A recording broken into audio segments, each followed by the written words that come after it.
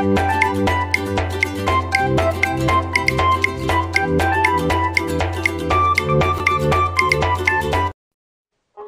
আলাইকুম। ট্রেডিশন কুকে আপনাদের সবাইকে স্বাগতম। আজ আমি আপনাদের সাথে শেয়ার করছি ঈদুল আজহা স্পেশাল গরুর নেহারি রান্না।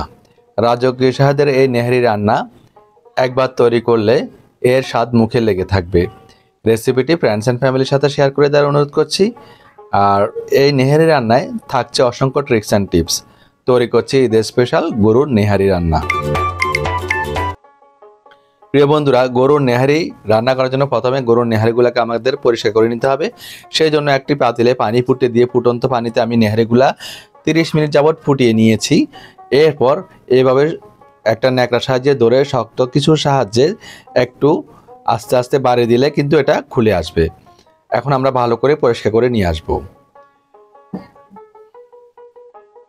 নেহারিগুলো আমি ভালো করে পরিষ্কার করে নিয়ে এসেছি। এখানে আমি 2টি পায়ের নেহারি নিয়েছি, তো 8 টুকরো হয়েছে, আমি টুকরো করে কেটেছি।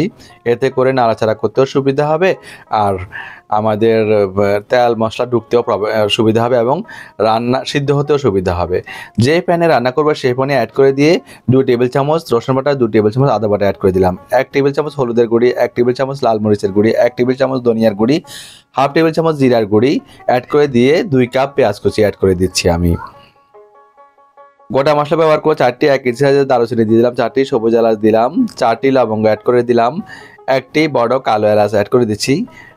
দেখতে পাচ্ছেন এলাচের মাথাটা ফাটিয়ে দিলাম, 1টি স্টার এনিস দিলাম, 2টি বড় সাইজের তেজপাতাকে মাঝখান থেকে ছিঁড়ে অ্যাড করলাম, 1টি জয়ফলের 4 ভাগের 1 ভাগকে আমি গ্রেট করে দিচ্ছি, 1 টুকরো জয়ত্রী ছিঁড়ে দিচ্ছি যাতে গলে যায় এবং সুঘ্রাণটা ছড়ায়, 1/4 চা চামচ কালো গোলমরিচ দিলাম, 8টি কাঁচামরিচকে মাঝখান থেকে ভেঙে দিলাম, 1/2 কাপ সরিষার তেল অ্যাড করে দিলাম, স্বাদ মতো লবণ ব্যবহার করছি। এখানে আমি 1 টেবিল চামচ ব্যবহার করলাম প্রথমে, পরে স্বাদ মতো আমি আরও ব্যবহার করব। তো একটি হাতা খুন্তির সাহায্যে ভালো করে নেড়েচেড়ে মিশিয়ে 1/2 লিটার পানি অ্যাড করে দিলাম আমি। তবে অবশ্যই লক্ষ্য রাখবেন প্যানটা যে প্যানে রান্না করবেন এই প্যানটা যেন একটু বড় হয়, কেননা নেহারির ঝোলটাই কিন্তু আসল। ঢাকনা দিয়ে ডেকে চুলায় উঠিয়ে দিব, উঠিয়ে দিয়ে চুলার ফ্লেমটা হাই ফ্লেমে রেখে আমি 40 মিনিট যাবৎ এটাকে কষিয়ে নিব। হাই ফ্লেমে কষাবো।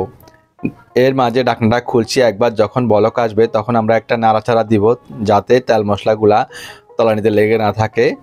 এরপর ঢাকনা দিয়ে ডেকে 40 মিনিট আমি কষিয়েছি। 40 মিনিটের মাঝে মাঝে নেড়ে ছেড়ে দিয়েছি। দেখতেই পাচ্ছেন ঝোলগুলো একেবারে ঘন হয়ে গিয়েছে আর দেড় হয়ে গিয়েছে, প্রায় রান্না হয়ে আসছে।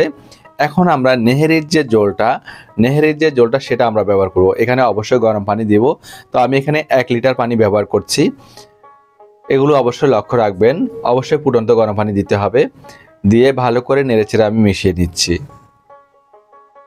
ঢাকনা দিয়ে ডেকে একটি বলক আসা পর্যন্ত অপেক্ষা করব।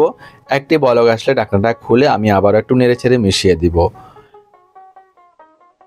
এরপর আমি চুলার ফ্লেমটা হাই ফ্লেম থেকে একেবারে নিবু আঁচ করে দিব, একেবারে লো ফ্লেম করে দিব। এই লো ফ্লেমে আমি 6 ঘন্টা কুক করব। যদি আপনারা ডেলি খেতে চান, যে আজকেই কুক করে খেতে চান, তাহলে 6 ঘন্টা কুক করলেই হয়ে যাবে। তো এক একজনের চুলার আঁচ এক এক রকম, 6 থেকে 7 ঘন্টা বা 8 ঘন্টাও লাগতে পারে অনেকের, আবার অনেকের 5 ঘন্টাও লাগতে পারে। তো কীরকমভাবে আমি আপনাদের দেখাচ্ছি, ঠিক এরকম হলে ভাববেন আপনার নেহারিগুলো সিদ্ধ হয়ে গিয়েছে। আমি আপনাদের দেখাচ্ছি একটা রগ, এই যে দেখতে পাচ্ছেন ভালোভাবে সিদ্ধ হয়ে গিয়েছে। এখানে আমি পোস্তদানা বাটা ব্যবহার করলাম 1 টেবিল চামচ।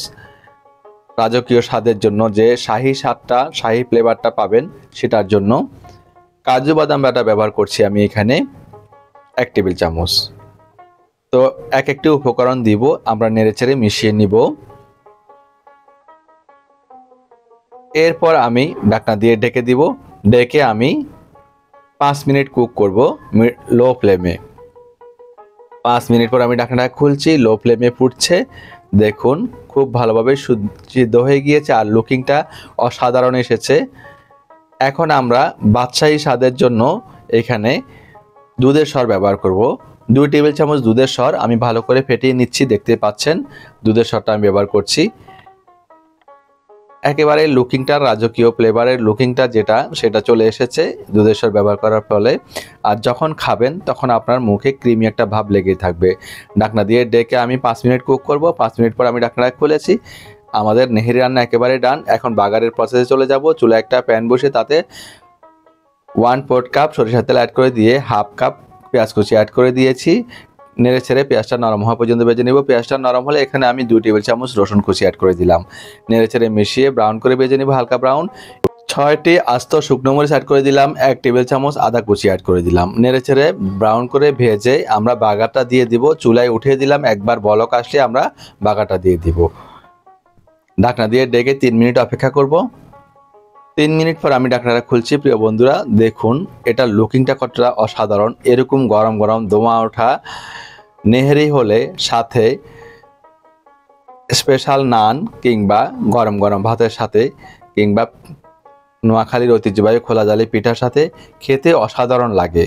আসছে ঈদে অবশ্যই এই রেসিপিটি আপনারা ট্রাই করবেন। ঢাকনা দিয়ে ডেকে দিলাম, চুলা থেকে নামিয়ে রেস্টে রাখবো 10 মিনিট। 10 মিনিট পর ঢাকনাটা খুললাম, দেখুন কতটা অসাধারণ লাগছে।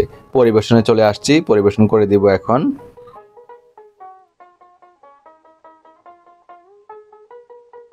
ঝোলটা কতটা অসাধারণ হয়েছে দেখুন। আর আমি এখন উপর থেকে একটু আদা কুচি ছড়িয়ে দিচ্ছি। আদার ফ্লেভারটা এই নেহেরির সাথে খুব ভালো লাগে আর হজমে আমাদের সহায়তা করে। আদা গ্যাসের সমস্যা দূর করতেও আদা সহায়তা করে। আদার অনেক গুণ। দেখুন বন্ধুরা কতটা লোভনীয় হয়েছে আর কতটা পারফেক্ট হয়েছে। আসছে কোরবানি দিয়ে অবশ্যই এই রেসিপিটি আপনাদের কাজে আসবে মনে করছি। আর অবশ্যই বাসায় ট্রাই করবেন। ট্রাই করে কমেন্টস করে জানাবেন কেমন হয়েছে। রেসিপিটি ফ্রেন্ডস অ্যান্ড ফ্যামিলির সাথে শেয়ার করে দেওয়ার অনুরোধ করছি। দেখুন এটা কতটা নরম তুলতুলে, কতটা অসাধারণ, টানলে ছেড়ে আসছে। তো রেসিপিটি খেতেও হয়েছে দুর্দান্ত। আমি প্রথমে তৈরি করে খেয়েছি আপনাদের সাথে, তারপর শেয়ার করেছি। তো প্রিয় বন্ধুরা, আজ আর নয়, এখানে বিদায় নিচ্ছি। সবাই ভালো থাকবেন, সুস্থ থাকবেন, আমাদের জন্য সবাই দোয়া করবেন। আর আমার চ্যানেলকে সাবস্ক্রাইব করে নিয়মিত চ্যানেলের পাশে থাকার অনুরোধ করছি।